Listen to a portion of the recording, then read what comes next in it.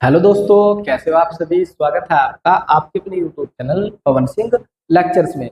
और इस वीडियो में आज का हमारा टॉपिक है उत्तराखंड जिलावार सीरीज। और उत्तराखंड जिलावार सीरीज में हमारा जो जिला है वह है उत्तरकाशी। उत्तरकाशी जिले के आज हम पढ़ेंगे नदी तंत्र। क्या पढ़ेंगे? नदी तंत्र। उत्तरकाशी जनपद की प्रमुख नदियां। सबसे पहली नदी की हम बात करते हो वो आती है भागीरथी। हम भागीरथी नदी की बात करते हैं। जो भागीरथी नदी है ना, भागीरथी नदी, ये उत्तरकाशी में गौमुख गौमुख या गंगोत्री गंगोत्री हिमनद से निकलती है। हिमनद, तो याद रखना कि भागीरथी कहाँ से निकलती है? उत्तरकाशी के गंगोत्री हिमनद से क्या करती है? निकलती है, गौमुख से निकलती है। और ये ऐसे निकलती है, आगे बढ़ती है। यहाँ से पीछे से टिहरी मसा, टिहरी सा खतलिंग ग्लेशियर यहाँ पर पड़ता है। Khatling glacier, Khatling glacier, glacier. तो ध्यान रखना ये कहाँ पे है? टिहरी में। टिहरी में कौन पड़ता है? खतलिंग ग्लेशियर। खतलिंग ग्लेशियर से भिलंगना नदी निकलती है यहाँ से। भिलंगना, ये भिलंगना नदी निकलती है और यहाँ पे गणेश प्रयाग में, गणेश प्रयाग में आकर दोनों मिल जाती है। यहाँ से भगीरथी आ रही थी पीछे से, भागीरथी रथी, और ये भिलंगना। तो यदि आपसे पूछा जाए कि भिलंगना और भागीरथी का जो संगम हो कहाँ होता है, वो होता है गणेश प्रयाग में। कहाँ होता है? गणेश प्रयाग में होता है। और यहीं पे टिहरी बांध बना हुआ। क्या बना हुआ? टिहरी बांध। यदि आपसे पूछा जाए टिहरी बांध का निर्माण किन दो नदियों के संगम पर, तो आपका आंसर हो जाएगा भिलंगना और भागीरथी के संगम पर टिहरी बांध का क्या हो रखा है? निर्माण हो रखा है। और ये आगे बढ़ती है ऐसे करके, और इधर से सतोपंथ ताल से होती है अलकनंदा आती है। क्या आती है? अलकनंदा, अलकनंदा। और अलकनंदा देवप्रयाग, देवप्रयाग, टिहरी में देवप्रयाग पड़ता है। और यहाँ पे आगे क्या हो जाती है? मिल जाती है। अलकनंदा को बहु बोला जाता है, बहु। और भागीरथी को सास बोला जाता है। क्या बोला जाता है? सास। तो इसे बोलते हैं सास बहू का संगम। जो सास बहू का संगम हो कहाँ होता है? देवप्रयाग में होता है। बहु कौन है? अलकनंदा। सास कौन है? भागीरथी। संगम कहाँ होता है? देवप्रयाग में इनका संगम होता है। और इसमें कुछ छोटी छोटी नदियां भी मिलती है। इसकी कुछ सहायक नदियां भागीरथी की, रुद्रगंगा। कौन है? रुद्रगंगा। इसका जो उद्गम है वो होता है रुद्रगेरा ग्लेशियर से होता है। और गंगोरी धाम के ऊपर इसका संगम भागीरथी में हो जाता है। फिर आता है केदारगंगा। कहती है केदारगंगा। इसका जो उद्गम स्थल है वो केदार ताल है। और केदार ताल यह गंगोत्री धाम के निकट भागीरथी नदी में क्या जाती है? मिल जाती है। फिर आता है जाड़गंगा। जाड़गंगा, इसका जो उद्गम स्थल है वो थांगला दर्रा के पास एक हिमनद है। थांगला दर्रा के पास में क्या है? हिमनद है। और उस हिमनद से ये निकलती है, ठीक है। और भैरव घाटी के पास, भैरव घाटी के पास में इसका जो संगम है वो भगीरथी नदी में हो जाता है। फिर सिया गंगा और अस्सी गंगा, सिया गंगा, अस्सी गंगा और वारुणा नदी, ये क्या करती है? भगीरथी नदी में भी मिल जाती है। ये भी भगीरथी की सहायक नदियां। तो अच्छी तरीके से याद रखना, रुद्रगंगा, केदार गंगा, जाड़ गंगा, सिया गंगा, अस्सी गंगा और वारुणा नदी, ये भागीरथी की सहायक नदियां। फिर आता हमारा यमुना नदी तंत्र। क्या आता है? यमुना नदी तंत्र। जो यमुना नदी है यहाँ पे पड़ता है यमुनोत्री हिमनद। क्या पड़ता है? यमुनोत्री हिमनद, हिमनद। ये क्या? यमुनोत्री हिमनद से निकलती है। उत्तरकाशी में यमुनोत्री हिमनद से निकलती है और यमुनोत्री हिमनद से होते हैं, ऐसा बहती है। और यहाँ पे सबसे पहला इसकी माना हनुमान गंगा, हनुमान गंगा। ये क्या होता है? हनुमान चट्टी के पास, हनुमान चट्टी के पास, चट्टी के पास में क्या होती है? मिल जाती है आग। फिर ये आगे बढ़ती है। जैसे ही आगे बढ़ती है फिर यहाँ पे आता है ऋषि गंगा। यहाँ से आती है ऋषि गंगा और ऋषि गंगा आग मिल जाती है। गंगा क्या मिलती है? ऋषि गंगा आग मिलती है। ऋषि गंगा मिलती है जानकी चट्टी के पास, जानकी चट्टी। यदि आपसे पूछे जा कि ऋषि गंगा कहाँ मिलेगी, तो जाने की चट्टी के पास आकर मिल जाती है। फिर यहाँ से आती है एक छोटी सी नदी जिसका नाम होता है कमलगाड़। कमलगाड़, कमलगाड़ नौगांव के आसपास। कहाँ? नौगांव के आसपास यहाँ पे यमुना नदी मिल जाती है। किसमें मिल जाती है? यमुना नदी में। पीछे से यहाँ से एक नदी आती है जिसका नाम होता है सुपिन नदी। सुपिन नदी ये आती है स्वर्ग रोहिणी पर्वत से, उत्तर काशी के। कहाँ के? उत्तर काशी के। उत्तर काशी के स्वर्ग रोहिणी पर्वत से एक नदी निकलती है जिसका नाम होता है सुपिन नदी। ये सुपिन नदी चलती है ऐसे करके, ये उत्तर काशी से निकलती है। और यहाँ से हिमाचल से, कहाँ से? हिमाचल से एक नदी निकलती है, हिमाचल से निकलती है डोडरा कवारा से एक नदी निकलती है जिसका नाम होता है रूपिन नदी। क्या होता है? रूपिन नदी। ये क्या होती है? यहाँ पे आ गए, इस पॉइंट पर आ गए, उत्तर काशी के नेटवाड़ा में आकर मिल जाती है और तमसा नदी बन जाती है। क्या कहलाती है? यहाँ से तमसा नदी का निर्माण करती है। तो यहाँ से ध्यान रखना, सुपिन और रूपिन नदी दोनों मिलकर तमसा नदी, जिसे तमसा को हम टोंस नदी बोलते हैं। क्या बोलते हैं? टोंस नदी का। ये पूछ रहे टोंस नदी का निर्माण कौन करती है? तो सुपिन और रूपिन नदी। सुपिन नदी कहाँ से निकलती है? स्वर्ग रोहिणी पर्वत से निकलती है उत्तर काशी के और नेटवाड़ा तक आती है। फिर हिमाचल प्रदेश के डोडरा कवारा से निकलती है रूपिन नदी और ये नेटवाड़ा में आकर दोनों मिलकर टोंस नदी का निर्माण करती है। टोंस नदी आगे बढ़ती है, टोंस नदी यहाँ से आगे बढ़ती है और ये क्या होता है? इस वाले पॉइंट पर जिसे बोलते हैं कालसी, देहरादून के कालसी, डाक पत्थर के पास में क्या होता है? यमुना नदी मिल जाती है। किसमें मिल जाती है? यमुना नदी में। और जो इसकी कुल लंबाई होती है 148 किलोमीटर। तो टोंस नदी की कुल लंबाई है उत्तराखंड में 148 किलोमीटर लंबी है टोंस नदी, और ये बाद में यमुना नदी में आकर मिल जाती है।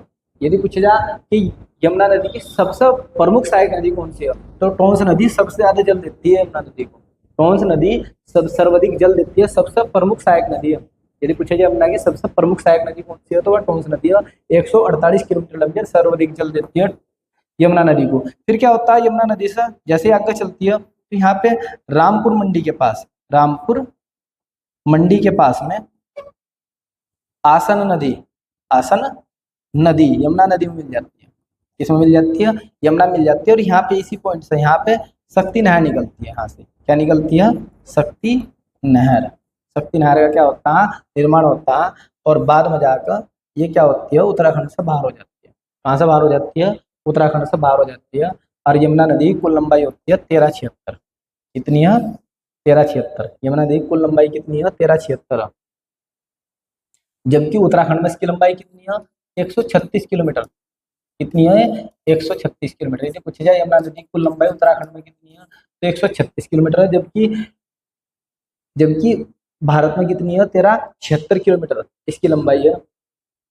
अब देखते हैं यहाँ पे, यमुना नदी को कालिंदी नदी भी कहा जाता है। यदि आपसे पूछे जाए कि कालिंदी नदी किसका नाम है, यमुना का नाम कालिंदी नदी भी है। और आसित मुनि ने यमुना नदी की खोज की थी, इसीलिए इसका नाम आसिता नदी भी है। तो आसिता नदी किसे बोलते हैं? यमुना नदी को बोलते हैं। पुराणों में यमुना को सूर्य की पुत्री, यम की बहन तथा कृष्ण की पटरानी बताया गया है। यमुना नदी की लंबाई उत्तराखंड में कितनी है? 136 किलोमीटर। यदि हम उत्तराखंड की बात करते हैं तो मैंने बताया 136 किलोमीटर कुल लंबाई है यमुना की। फिर आती है सहायक नदियाँ। क्या आती है? सहायक नदियाँ। तो सबसे पहले सहायक नदी कौन सी है? टोंस नदी यमुना नदी की प्रमुख सहायक नदी है। टोंस नदी यमुना नदी की प्रमुख सहायक नदी है। और सुपिन नदी तथा रूपिन नदी, मैंने बोला सुपिन नदी तथा रूपिन नदी मिलकर ही टोंस नदियाँ क्या करती है? निर्माण करती है। नेक्स्ट देखते हैं, स्वर्ग रोहिणी हिमनद से सुपिन नदी निकलती है। कहाँ से निकलती है? ये उत्तर काशी के स्वर्ग रोहिणी से सुपिन नदी निकलती है। और हिमाचल प्रदेश के डोडरा क्वारा से रूपिन नदी निकलती है। क्या निकलती है? रूपिन नदी निकलती है।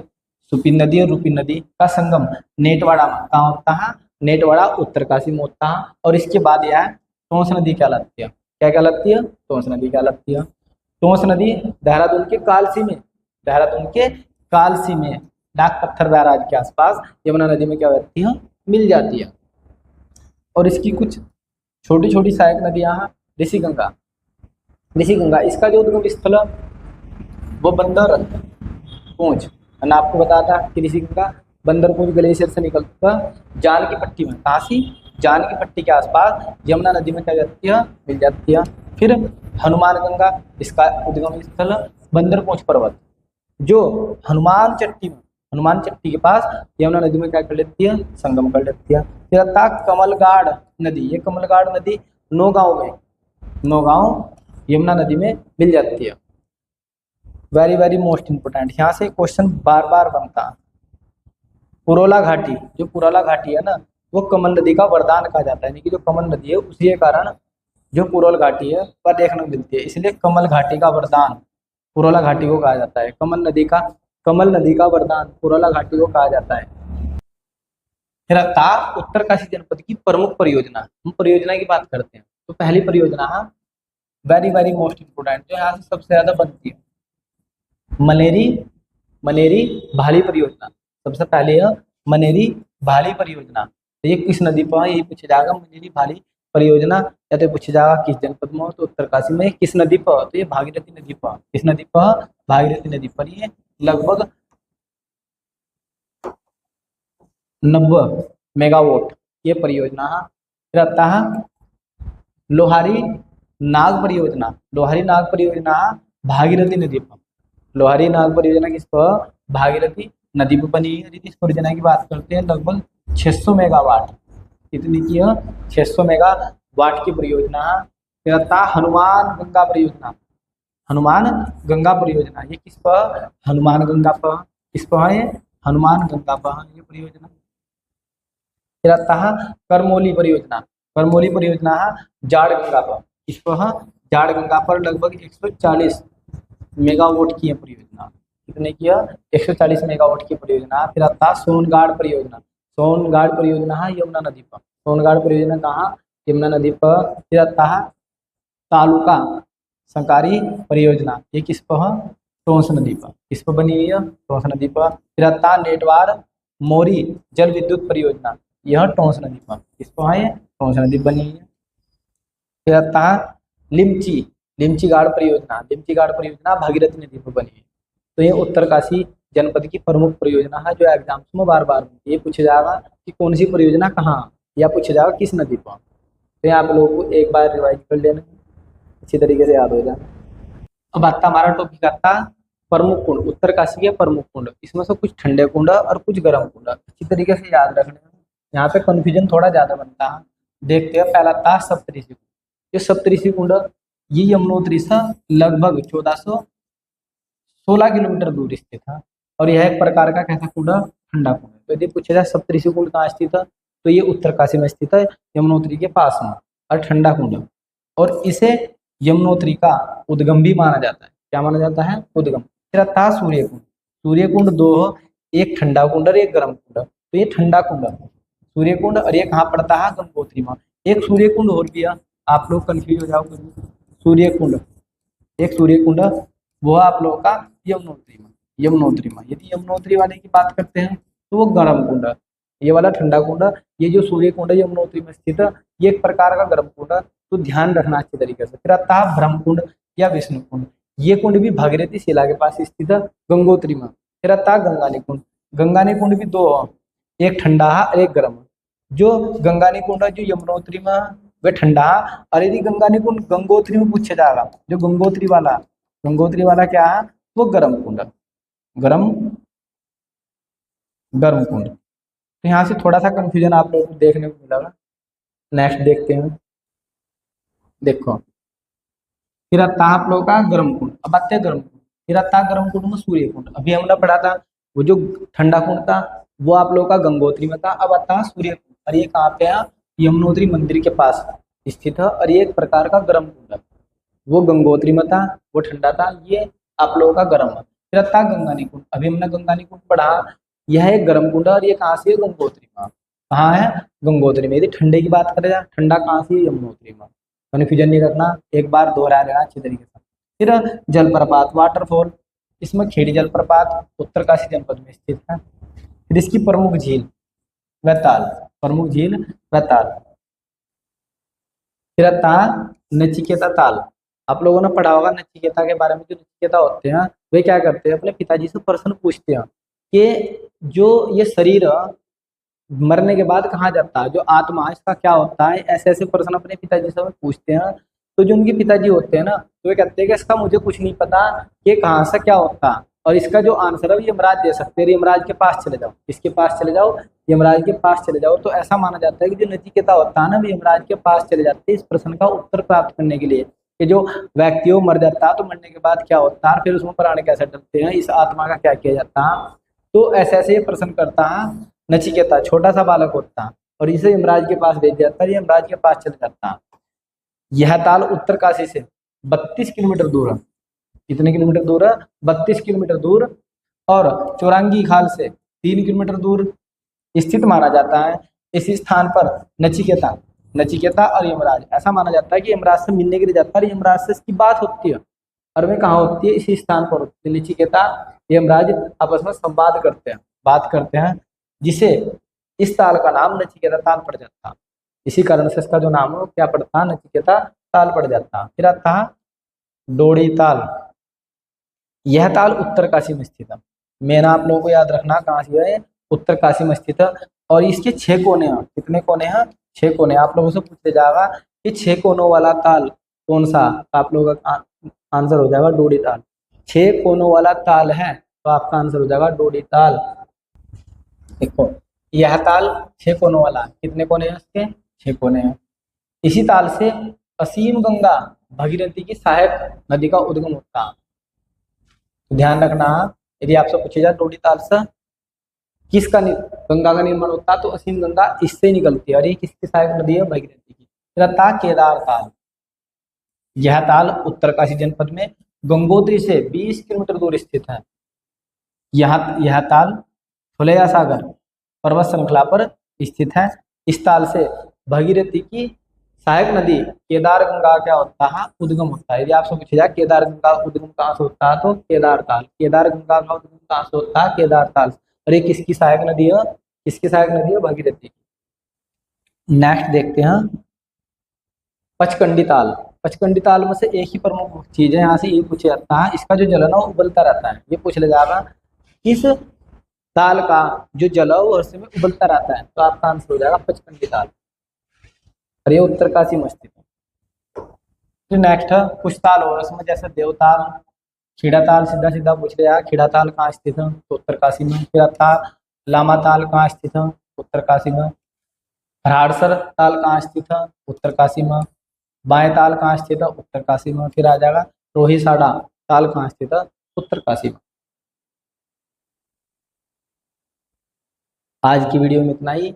यदि आपको हमारी यह वीडियो पसंद आई हो तो आप हमारे YouTube channel Pawan Singh lectures को जरूर सब्सक्राइब करें, लाइक करें, कमेंट करें और शेयर करें। Thanks for watching this video.